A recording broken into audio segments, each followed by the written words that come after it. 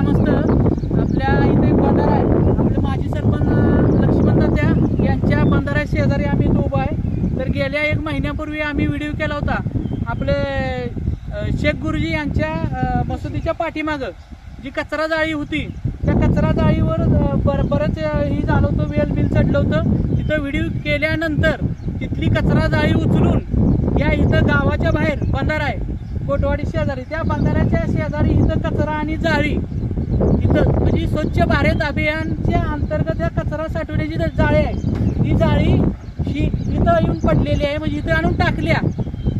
आणि त्या म्हणजे ही गावची गंभीर अशी परिस्थिती आहे। म्हणजे स्वच्छ भारत अभियान ह्यालाच म्हणायचं का ही म्हणजे ही ग्रामपंचायत काय काम करते? म्हणजे आम्ही जर चुकीची एखादी गोष्ट काढली तर पुरावानिष्ठ करण्याचं काम ही ग्रामपंचायत करत आहे आणि ही इथं जाळी आणून या वड्या शेजारी टाकलेली आहे। म्हणजे असं जर काम केलं आणि असं जर पुरस्कार यासनी नेमका कुठला पुरस्कार दिला पाहिजे की आम्ही चुका बाहेर काढतोय आणि जाळे आणून हे वड्याकडे आणून टाकते, ती यासनी पळवा पळवीचा आणि पैसे देऊन पुरस्कार देण्याचा यासनी पुरस्कार दिलं पाहिजे खऱ्या अर्थानं।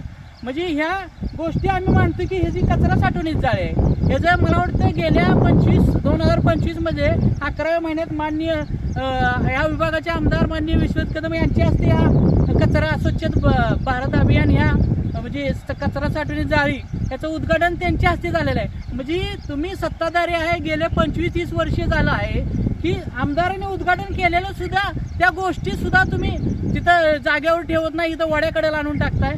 म्हणजे नेमकं चाललंय काय ग्रामपंचायतीचं? म्हणजे ग्रामपंचायत ह्याकडे लक्ष देणार आहे का नाही? म्हणजे ही पद्धत ह्या ग्रामपंचायतीची आहे आणि ह्या जाळीची अवस्था आहे बघा, कचरा सरळ इथं आणून टाकलेला आहे। काही लोकांनी आम्हाला सांगितलं JCBच्या साहाय्यानं कचरा तिथं जाळी आणून टाकली, ही अवस्था ही आहे बघा ह्या। म्हणजे ती मोडून टाकायचं एक प्रकारे ग्रामपंचायतचं नुकसान करणं आणि शासनाचं नुकसान करणं, ही खरं या अर्थाने ही ग्रामपंचायत काम करत आहे। यातले शासकीय नियमानुसार त्यांच्यावर कारवाई झाली पाहिजे अशी आम्ही ग्रामस्थांच्या वतीने विनंती करतो। आणि इथून पुढेही जी खरं असेल त्याला आम्ही जी खरंच म्हणणार, तुम्ही जर खोटं काय करायचा प्रयत्न करणार तर आम्ही सर्व ग्रामस्थ मिळून ह्या गोष्टी हाणून पाडणार। जय हिंद, जय महाराष्ट्र।